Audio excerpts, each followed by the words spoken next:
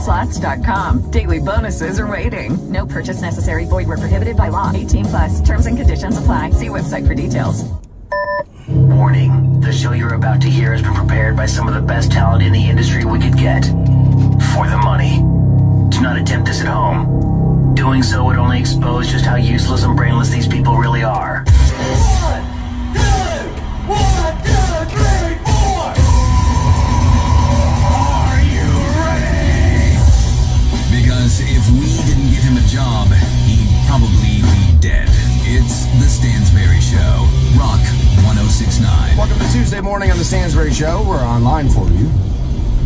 That at WRQK.com. This is normally the part of the program early, first thing out, where I tell you that if you head to WRQK.com, that's where you can find the podcast of yesterday's program. That would be a fib this morning because that's not there. To no fault of our own, really. We had a bunch of tech issues when we were starting out the morning. I was able to join you first break out, and we went to commercial break, came back, and then everything kind of went haywire after that. Power went out in the building. Now, the studios themselves run on backup generator when that should happen, so it takes about 3 seconds for everything to come back. Sometimes they come back flawlessly. Everything works the way they should. And yesterday was, well, the opposite of that. So we had nothing but issues. The recorders, we had studio issues. I couldn't get the screens, nothing backup. So that was just one of those, if it could go wrong, it will be wrong one of them days. So that show is not posted there for you. It's one of the reasons why listening live, you never know what can happen. Strap in, because you just never know. You can reach out to the studio. You can text us at 330-450-7625. And I should tell you that at 9 a.m. this morning is when you're going to get your first opportunity to rock the bank. I have that first $1,000 keyword. Everybody talks money all the time. Oh my God, the sticker price of this. It's so expensive to buy this. And oh my God, this is getting outrageous. $20 an hour minimum wage. Everybody screams about money constantly. So we figured, you know what? Let's just start passing it out. So at 9 a.m., you'll get your first Rock the Bank $1,000 keyword. It's Tuesday, so I'm also going to give you New Turd Tuesday.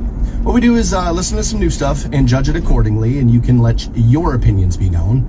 Hit that microphone talkback button while you listen live on iHeartRadio, or maybe just text in at 330-450-7625.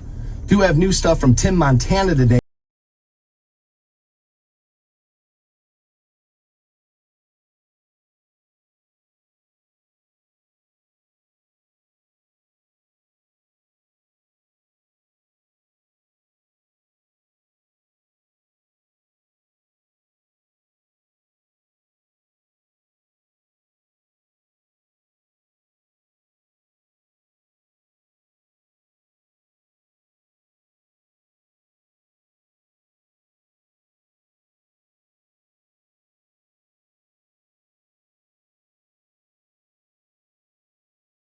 So Tim Montana Savage, figure out if that's any good or not. I also have new Keith Urban for you. This features Snoop Dogg. This apparently from a children's movie soundtrack. The song is called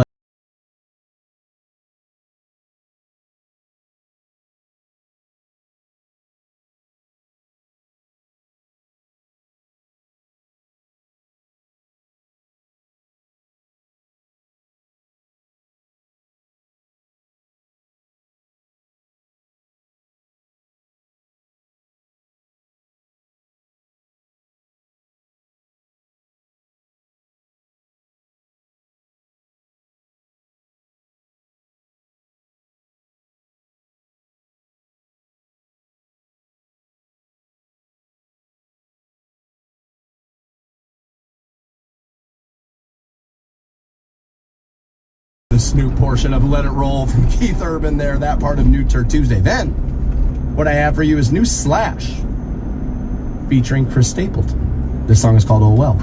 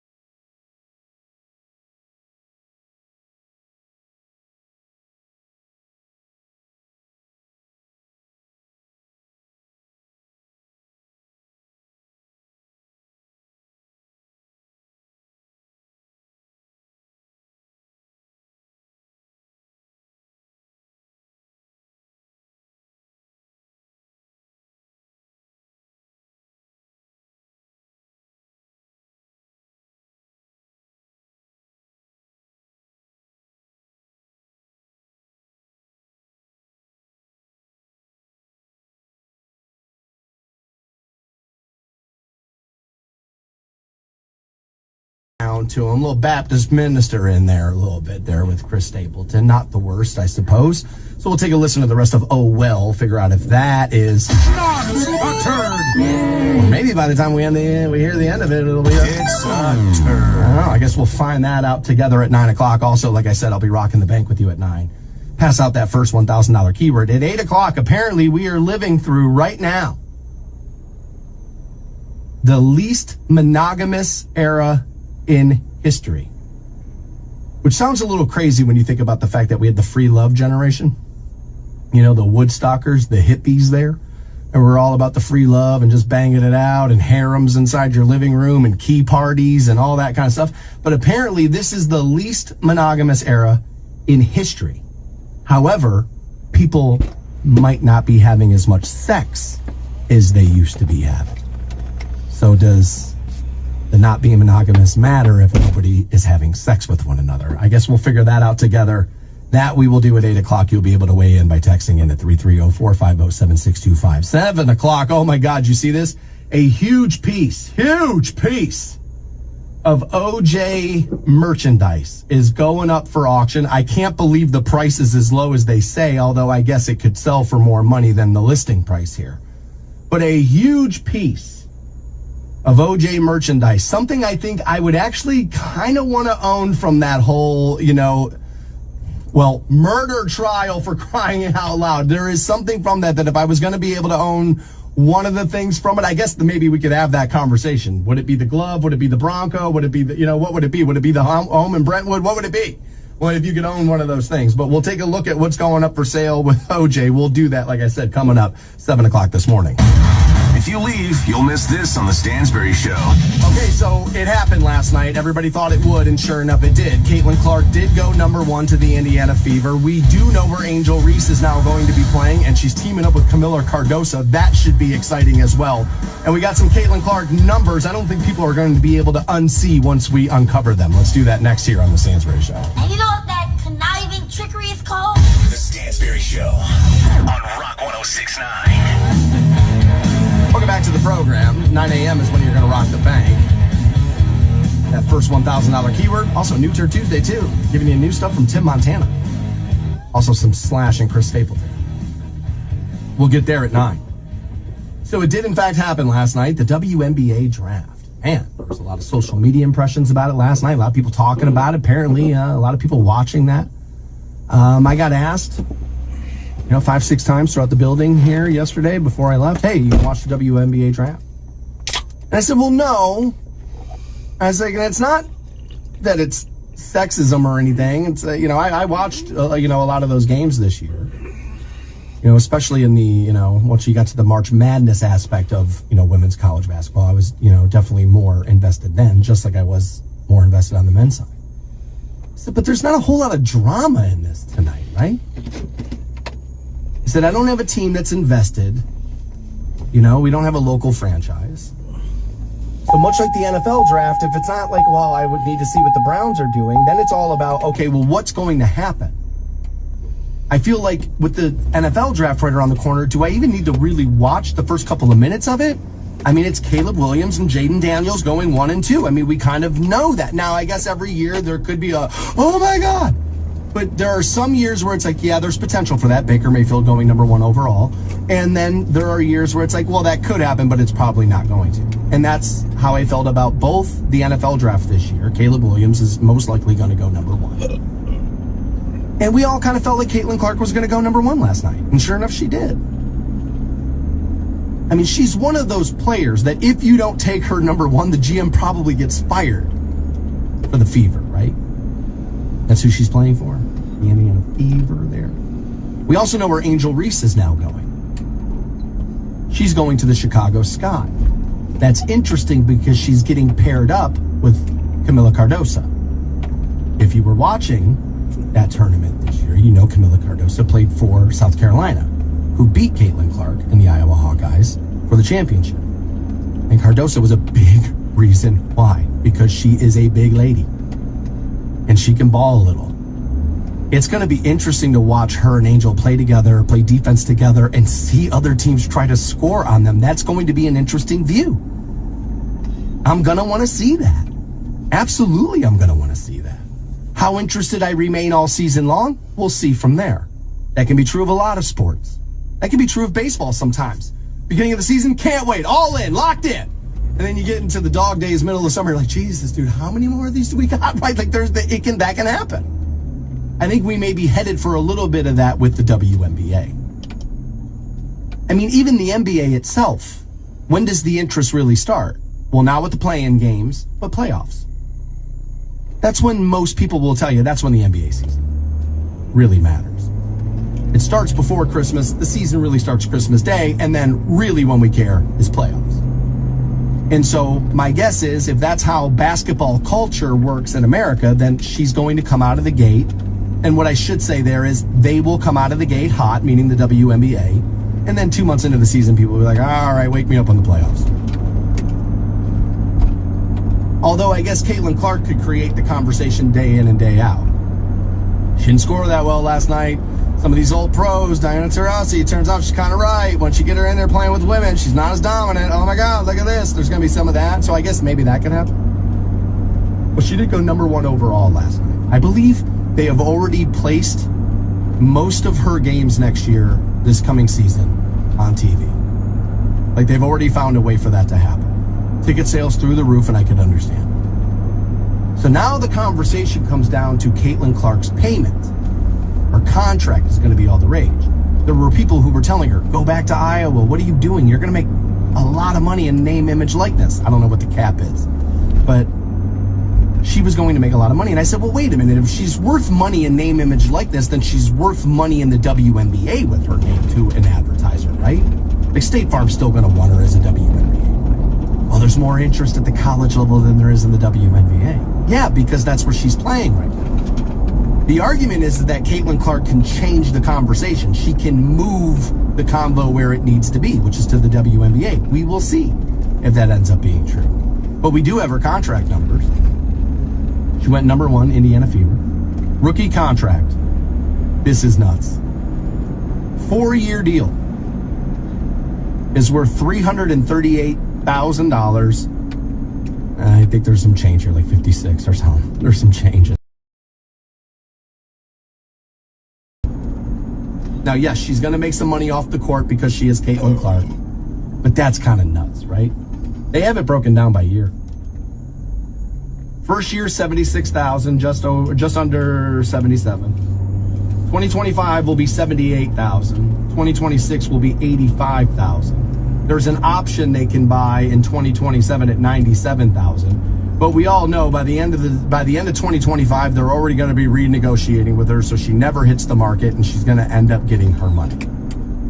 I would imagine. Welcome to running backs in the NFL. Welcome to, like, this is how this kind of works. Now, the argument's always, well, they don't generate the revenue. They don't generate the eyeballs, the interest, the ratings. So the payment's never going to be the same as the NBA, sorry. I don't think the payment's ever going to be the same. I'm interested to see, and I'm not saying this is going to happen. I'm interested to see if it does. If the ratings start to rise, are we going to see other arguments come out about why we shouldn't pay? And by we, I mean the league. It ain't you and I, right? I hope that does not happen. I would love to see ratings rise here. And this to become, I'm going to say people are going to get upset about this, but a legitimate sport. And people are going to be like, it's already legitimate! But I'm kind of shorthanding it, right? I would say this about the NHL, if I'm honest. It's like, it kind of needs to creep its way into one of the legitimate ones, right? I kind of like... Because the NHL is kind of the same thing. It's like, Jesus Christ, are they ever not playing in the regular season? And then you get to the playoffs, it's like, dude, you can't take your eyes off of this, right? It's kind of one of those things.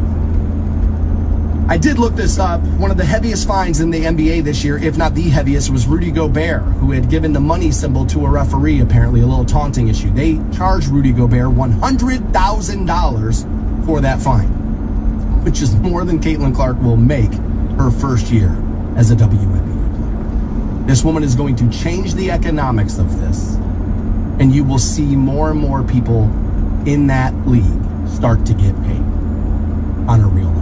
Now, we should tell you the average salary of an NBA player is about $200,000. Or no, I'm sorry, what's 150? 150 is the average. The highest paid WNBA salary, I believe, last year was $241,000. I think it averages around $150,000. And I've said this before. My brother lives in a WNBA market, Las Vegas. They have the Aces. There are two, at that time anyway, I mean, people move a lot. But the last time I was there were 2 Aces players who lived in this neighborhood. They're doing all right. Like, they're doing all right. It's a gated community, big house, Mercedes in the driveway. My brother will tell you, he's like, they're both cool. You know, if you stop by and, you know, they're outside, they'll talk to you. And he's like, they're both cool. He's like, but Dan, he's like, they're not. You know, he's like, is that a lot of money in Las Vegas? It's not a ton of money in Las Vegas. This is a very expensive place to live. He's like, but Dan, they're not like destitute. It's not like that. And I don't think most people in Canton are going to cry for Caitlin Clark only making $76,000 her first year. But she is going to change the economics of this, and it's going to be interesting when they re-sign with her. And again, I think it's going to be the end of 2025 probably when they approach her. It's going to be interesting to see if she ends up breaking the $500,000 a year salary in the WNBA, because I think she could. He's a man of many talents, but he does not have the talent for keeping quiet. The Stansberry Show on Rock 106.9. 8 a.m. this morning, we'll take a look at the fact that they tell us we're living in the least monogamous era in history. Even less so than the free love generation? I don't know about that one. We'll get there. 8 a.m. We were talking a little Caitlin Clark. She went #1 last night, Indiana Fever. Nobody shocked by that one. I think even if the Fever GM didn't want her, like, let's say that GM felt like, I honestly think this might be this woman's going to be a little bit better. You're nuts if you don't take her. You have to take her. What she's going to do for your eyeballs, your revenue. I mean, they say, like the resale market, like StubHub market and stuff like that, that a floor seat is going for as much as $500 for her for a regular season game next year. I gotta be honest with you, it's Indiana. It ain't that far from here. I kind of want to try to get tickets and go. When they played that championship here, and I really wanted to go to the game before the championship, I called a couple of people I know. Most things, if I try really hard, I'm probably going to be able to find myself at least being able to get in the building somewhere. I don't really do that anymore. I kind of have worn that out, and I don't like when people, you know, hit me up constantly for things, and so I don't want to be that person to somebody else. This was different, and I wanted to see it. And so I reached out to a couple of people I know, and they said, oh, dude, had you said something to me 8 months ago, when we knew we were getting the games, I could have set something aside, but now the whole country wants to see her. You waited too long. And so I just stopped calling people. I was like, all right, stop being annoying. Like, stop it. But do I want to see that live? Yeah, I do. Much like I've said about bands. I cannot really like you, but if you've hit a certain level, I want to be able to say I saw it. Life's about experience. Oh yeah, I was there. I saw that. I went to that. Dude, I was there that night. I like that. It's one of my favorite parts of my job, honestly, is that it has provided me a ton of them. That's what makes me very lucky, right? We don't have to spend all morning on that. Brad thinks she could be the face of the WNBA. He texted that in. 330-450-7624. I think for most people, Brad, she's already there. I think most people would tell you she is the WNBA. I would not have cared if it weren't for this. It's interesting when we're talking about somebody who's this dominant who did not win a championship. A lot of people are talking about this with Caitlin Clark, as a matter of fact. That the goalpost is being moved for her. That normally what we would say is great player or really good player, but she's not great until you win the hardware. She's good, she's not great. Gotta have a championship to be great. And I gotta be honest, I have heard that a ton with a lot of other athletes. People kind of feel like we're handling this with kid gloves with her. And I think there's maybe a little bit of an argument. What I would say is they're celebrating her. You know what I mean? And she was fun to watch. She was good TV. So was South Carolina. They were playing, like I said, I'm excited to watch Camila Cardoso play with Angel Reese in Chicago. I'm interested to see that. You know what? Chicago ain't that far either. I kind of want to go see one of those too. I'm interested to watch that. Absolutely. It's going to be, I think she's going to end up breaking the payment barrier in the WNBA. Again, a 4-year deal, $338,000. An NBA fine this year was $100,000. I tried to find it. The largest fine in WNBA history. The only fine it will show me is when a team, I think it was the New York Liberty, They did not book a plane for travel for their team, and the team was fined $500,000. I have not yet been able to find like a high dollar WNBA fine, because I'm curious to know what it would be. A lot of times in the NBA, when a guy gets fined, Rudy Gobert is who it was, $100,000 for the money sign. We go, dude, it's not even compared to what they make. What's the big deal here? Much like we'll see a company, right? 10 million gallons of oil in the river, and you're only going to charge them $2 million. It's like, you know what I mean? It's like, it's one of those where it's like the fine never really feels like a reason for people not to avoid doing the action ever again, right? So I'd be curious to know, what are we finding WNBA players if they're making $75,000 a year? I mean, I don't know what it's going to be. But obviously, ticket sales are going to go through the roof wherever she is. And then hopefully what will happen is that people will start to figure out there are other stars in the league. There are other great players to watch. Doesn't always happen, though. Like golf nobody watched more golf than when Tiger was dominating. Absolutely zero people became a fan of anybody else. It just didn't happen. We just had the Masters. It's like one of the biggest tournaments of the year. People are like, who cares? No Tiger Woods, I don't care. Scotty Scheffler, dominant. Yeah, but he's like, he's wallpaper, it doesn't matter. Nobody gives a damn. It doesn't always work like that the baton gets passed out to other people in the air, you know? Hopefully she can do that. People became bigger NBA fans after Michael Jordan. They just did. Because, again, they fell in love with some other guys around the league. And who's next? Is Kobe going to be it? Is LeBron going to be it? Their storyline. Stars drive viewership.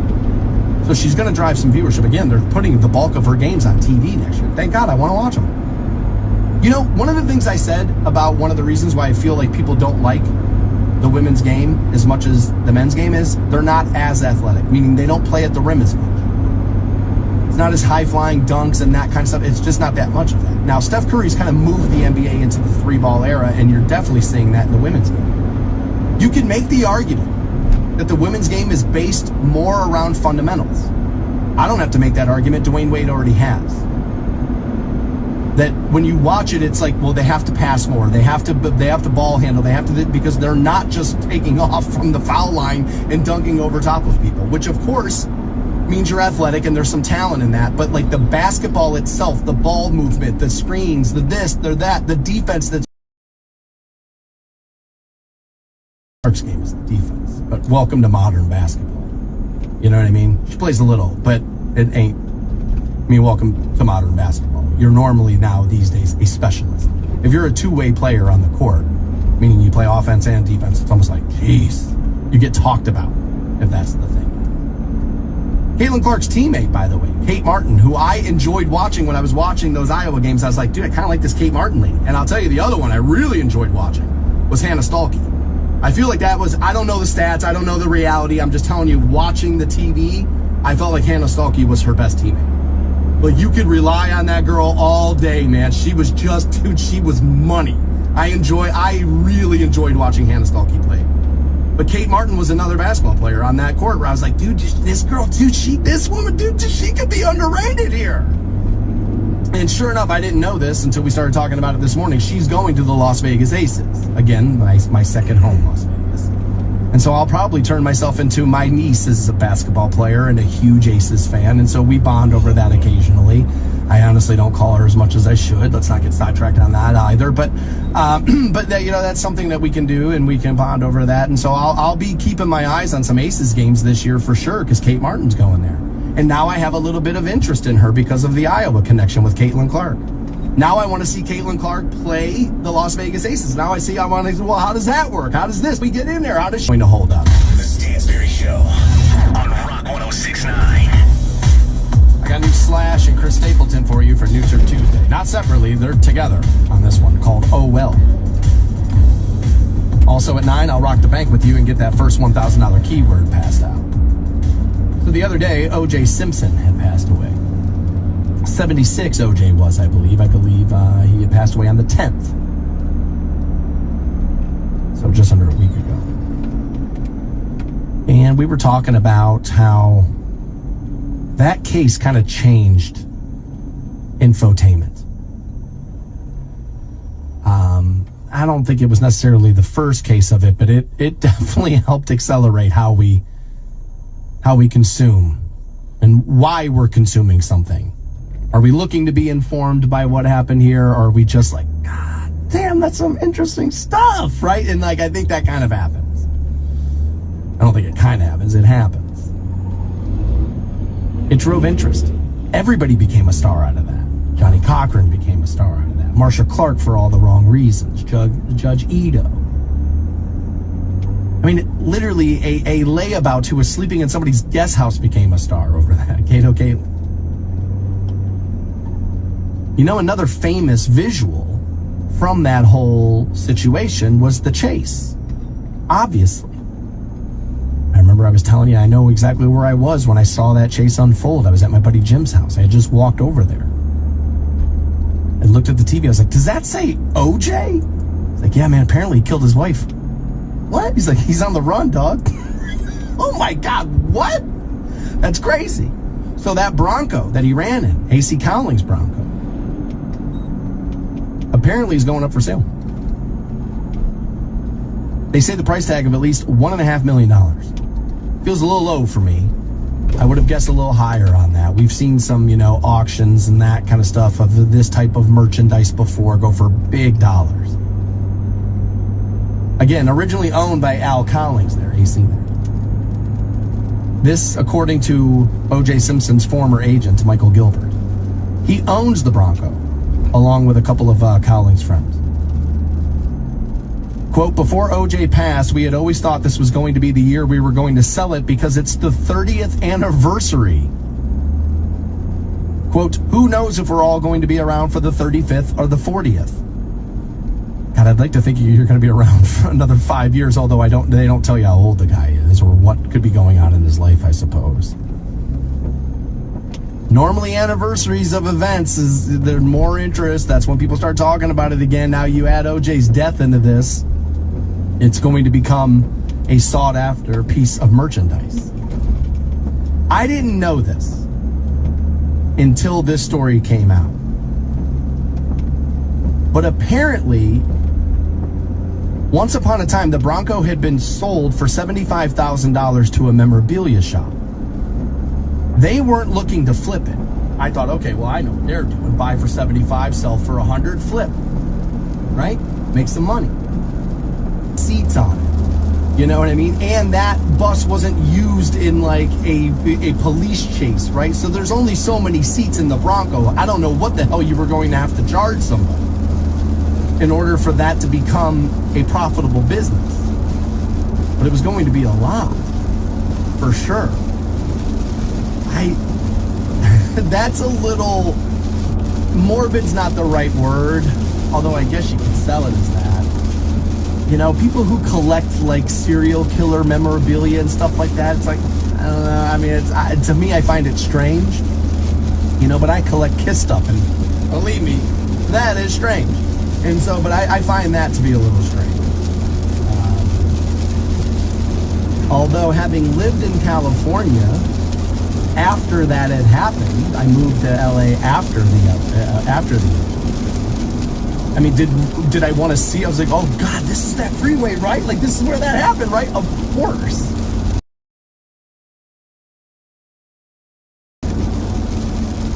Absolutely. Apparently, it's been parked in an LA condominium garage for 17 years before it was transported to the Luxor in Las Vegas. That to help open a sports museum before it ended up back at this guy's now house. His wife wanted it gone, so they had loaned it to another crime museum, that in Pigeon Forge, Tennessee, where I guess it had been since 2016. Oh, sorry, it's fake. I'm not giving you any money. It's like, hey, look at that, right? And credits roll. Every episode's the exact same. And so I got kind of worn out on that. I didn't see this. I think I'm surprised $1.5 million is where we're going. I went for what? So apparently, moved to California, and I was on that freeway where that happened, and you drive past the exits, you're like, I can't believe I'm driving on this freeway right now, right? It is kind of one of those things, so I understand it. But it got me thinking last night, like if I could own famous cars throughout history, TV shows, celebrities, and the like, what would I want? You know, and I was like, I was having trouble even coming up with a list, if I'm honest, so I went to Popular Mechanics. And sure enough, that's one of the sites I'll check pretty often, while preparing the program. And sure enough, they had an article about like the cars people wish they could own that were popular. Now this isn't a car per se, but it is a vehicle. For the longest time, what people really wanted to get their hands on was the 1949 Triumph Trophy TR5. For most of you, probably don't know that Fonzie made famous. Now, I'm not a motorcycle guy. That's not necessarily my hobby. It's my brother's hobby. But I would understand that being valuable, and if I had the money, I would probably want to acquire that. And again, it would be about my brother's fandom of Happy Days. He was the bigger fan. I kind of just was forced into fandom of it as he was watching it. But I could understand that being a popular vehicle for people to want, a piece of merchandise memorabilia that they would like to own. Happy Days was, it did a lot of those kinds of things. We still to this day say jump the shark. And for anybody that doesn't know where that phrase came out of was Happy Days. They were struggling with some ratings things back and forth, and they were looking to goose the ratings for sweeps, and so they had Fonzie jump a shark, and he was wearing his leather jacket while he did it. He was literally water skiing with his leather jacket on. He hits the ramp and jumps over a shark, and it became the phrase of, they're out of ideas, this show has officially jumped the shark, it's over. That's where that saying comes from. I remember we were talking about that a couple. You always say that. What is that? I don't know that. I was like, oh my God, that's right. There are people alive who don't have a history of Happy Days. I could see people wanting that.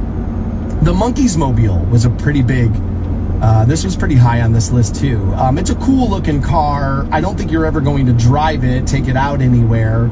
But it is a cool looking car. I get it. It looks like classic American muscle, which is always going to make a man go, kind of want that. Kind of want that. Kind of like that.